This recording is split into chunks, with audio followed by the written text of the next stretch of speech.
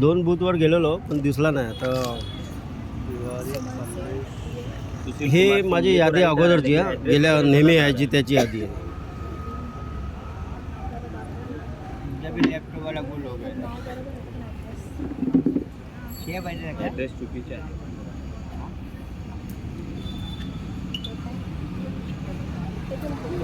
दादा नाव वगैरे बरोबर येतं पण ॲड्रेस बरोबर आहे.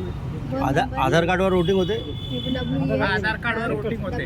मग आधार कार्ड आहे माझा, पण माझं नाव दिसत नाही. मग नाही होणार. 1,10,000 नाव कापले. तुम्हाला माहितीच नाही कुठल्या बूथवर करायचं तर कसं करणार. किती नाव कापले? 1,10,000 नाव कापले. काय कारण दिलं त्याचं? काय कारण वगैरे? फोटो नाही होता हां. आणि ज्याचा MTL नंबर होता ना, MTL त्यांचा, त्या सर्वांचा नंबर जेवढे होते ना, दरवर्षी करायचं का? दरवर्षी येतो. यावर्षी 2024 मध्ये काय नाही. बघितलं कुठे नाही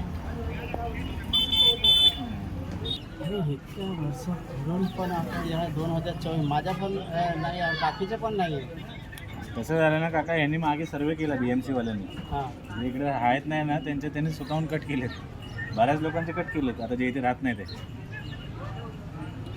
पण ते राहत नसले तरी पण नाही. येतील ना परत, कुठे गेले बिले असतील तर. ना घरपट्टी घेते, रूम चालू आहे ना, घरपट्टी घ्यायचे माणूस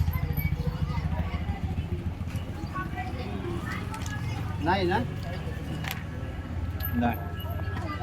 चल, थँक्यू. मेरा नाम Thakur Sanjeev Kumar Azad, Matrujyot cooperative housing society SBI bank के पीछे पाटनकर पार्क। मेरी सास की मैयत होते अभी 1 साल पूरा होने को आ रहा है। उनका नाम है अभी भी वोटिंग लिस्ट में। नमस्कार, मैं दैनिक मुंबई के टाइम से संपादक विश्व प्रताप शांत कुमार सिंह बोल रहा हूँ। 2014 से अब तक मेरा इलेक्शन में यादी पे नाम आ रहा था, लेकिन इस बार 2024 में इस बार इलेक्शन वोटिंग में मेरा नाम नहीं है। मैं कई जगह पता किया, कई जगह चेक करवाया, लेकिन मेरा वोटिंग में नाम आ ही नहीं रहा है। ना मेरा आया है, ना मेरी वाइफ का आ रहा है। नमस्कार, माझं नाव अमेड इनुस शेख. मी वसई तालुक्यामध्ये राहतो, नालासोपारा या ठिकाणी.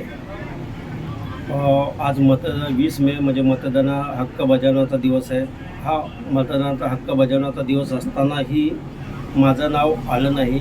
मी प्रत्येक बूथवर बघायला गेले ते अंदाजे 10 ते 12 बूथवर चेक केलं, माझं स्वतःचं नाव दिसून माझं नाव आले नाही. यामध्ये असेही मला दिसून आले की मी माझ्या पत्रकार म्हणजे चौथा स्तंभ असल्याकारणाने मी अनेकांची चौकशी केली असता जे कमसे कम 10-15 वर्ष मृत्यू लोक झालेले आहेत त्यांची नावं दिसण्यात आलेत, परंतु जिवंत माणसांची नावं दिसण्यात आलेले नाहीत. माझे व माझे मित्रमंडळी पत्रकार बंधू यांचं पण काहीकांचे नाव दिसून आलेले आहेत. शासनाकडे या गोष्टीकडे गंभीरतेने लक्ष द्यावे, त्याचप्रकारे निवडणूक आयोगाने पण याकडे गंभीरतेने लक्ष द्यावे, हीच माझी नम्र विनंती. हो.